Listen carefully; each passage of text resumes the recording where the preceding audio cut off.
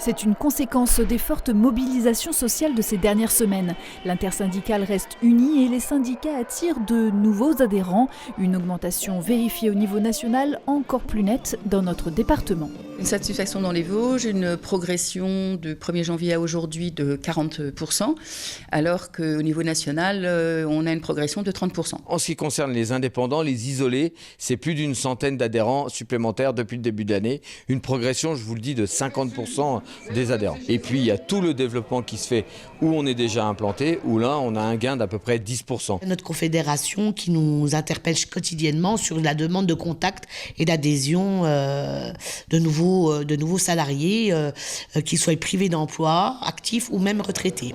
En France, seul un salarié sur 10 est syndiqué, pourcentage à la baisse depuis 20 ans.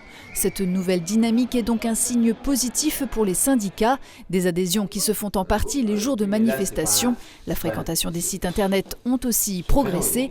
À cela, plusieurs analyses. En premier lieu, une lutte qui fédère. C'est surprenant parce que ça a un coût, l'adhésion, c'est une cotisation tous les mois. Avec l'inflation, on peut imaginer que ça peut être un frein et pourtant ils adhèrent. Ils adhèrent à la cause, ils adhèrent au fait aussi que la revendication elle est légitime. À cela s'ajouterait l'effet gilet jaune, mouvement spontané qui avait conduit, on s'en souvient, à des débordements. Les cortèges actuels restent structurés et pacifiques.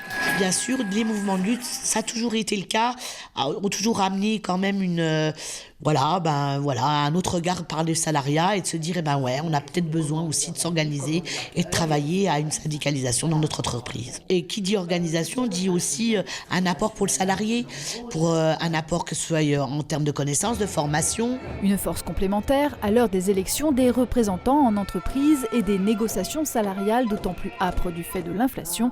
Mais pour la CFDT, le premier syndicat du département, l'augmentation du nombre d'adhésions s'est enclenchée depuis plusieurs mois. On a une progression en 2022 par rapport à 2021 de 47%.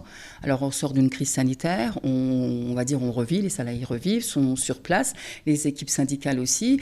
Le message de l'intersyndicale, de cette unité en tout cas et de cette entente profite, je pense, à toutes les organisations syndicales. Les mobilisations contre la réforme des retraites se poursuivent. Prochain rendez-vous le 7 mars à 14h à Épinal et le 8 mars à 10h devant la préfecture, avec à la clé peut-être de nouveaux engagements.